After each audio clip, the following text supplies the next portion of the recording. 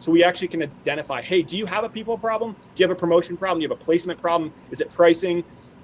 Or is it your product, right? Is it tour to lease? So as we go through this today, right, the point of this funnel, the reason I get so excited and why I've worked so hard to build this formula that I don't think really existed 10 years ago is to bring clarity to the conversation. We want to bring clarity to your funnel, and we want to add data to it, right? We don't want to just be opinion-based marketers, right? That's the worst thing you can do in digital marketing, is have too strong of an opinion if the data doesn't back it up.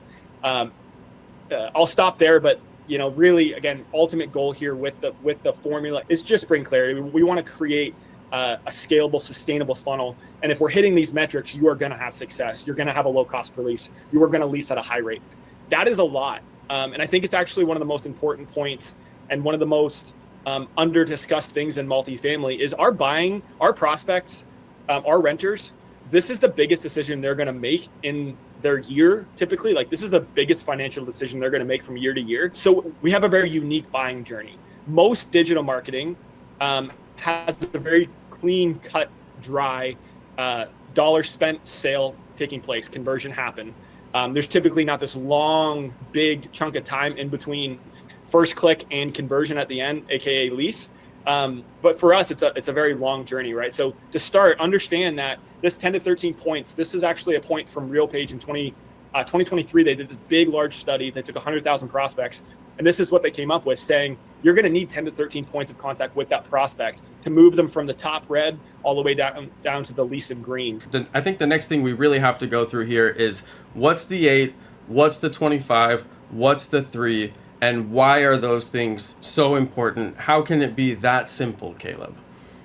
Yeah, so we add 8%, and I'll kind of walk through the numbers now. 8% is going to that is going to mean lead to lease. So everyone's heard the term lead to lease. Think about it from a very broad perspective. We expect 8, and I will say 8 to 10%, 8 being the average of what we see. 8 to 10% of all of your leads should be turning into leases. That is, if your funnel is humming, you will look at 100 leads and you will see 10 leases come out the bottom. You'll see 8 average. You'll see 8 leases come out. If we generate 100 leads, we want to see 8 leases happen. That's the 8% lead to lease. Now, how do we actually get them through the funnel? What are the metrics we want to look for through the funnel? If we have an 8% lead to lease, what we're going to have to do on the digital marketing side is we need to be able to turn 25% of your overall lead volume into the tour stage. So the tour stage obviously is that blue at the bottom, and you can see that there's 5 stages in between lead being generated and tour stage.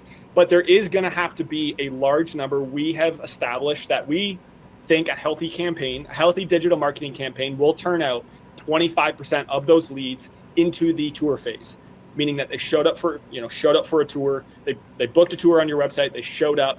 We confirmed that 25% of your tours actually converted, meaning from, again, conversion just simply means from one stage to the next. Conversion is used all over our industry in different ways. Conversion can mean a whole lot of different things. The way that I define it is one stage into the next. We want them to convert from here over to here. So we want to see 25% of your overall lead volume get into that tour stage.